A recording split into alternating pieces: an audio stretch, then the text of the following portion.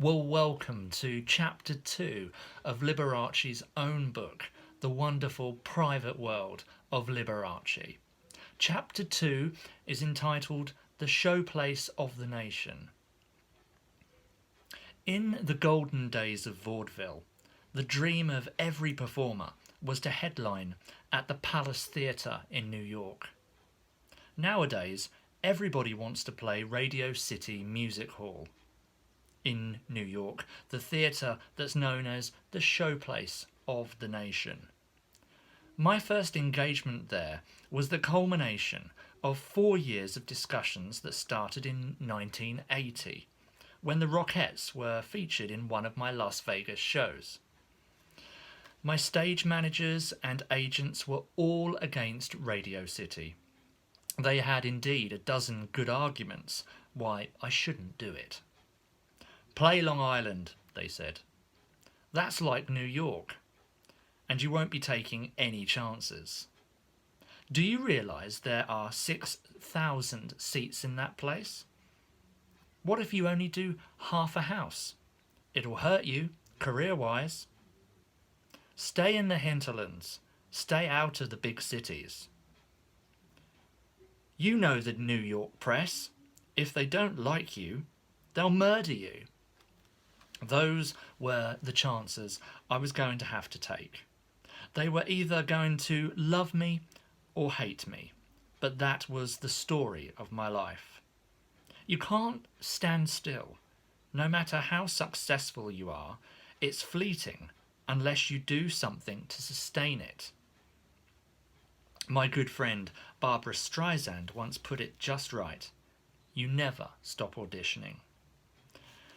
I felt sure that I could do it. When you give out positive waves, have an aura of confidence about something you want to do, you're fortified by all the experience in the past. It reminded me of what happened after the first time that I played Carnegie Hall in New York. Everybody was predicting I could play there for a week if I wanted to. I said, I don't want to. I want to play Madison Square Garden. They told me I was crazy. The garden was for prize fights and for circuses. But I'd done my homework at the public library and I was ready for them. I said, Paderewski played in Madison Square Garden. If it was good enough for him, it's good enough for me. I did follow the circus into Madison Square Garden. I literally followed the elephants. They were taking them down the ramp when I came in for rehearsals on the afternoon of my concert. All I could say was, I hope it doesn't smell like this tonight. It didn't. But that didn't stop the audience from coming tongue-in-cheek.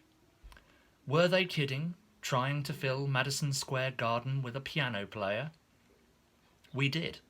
It was a sellout, and it was history-making. Since then, lots of acts have played both old and new. Judy Garland, the Rolling Stones, Michael Jackson, and even Pavarotti.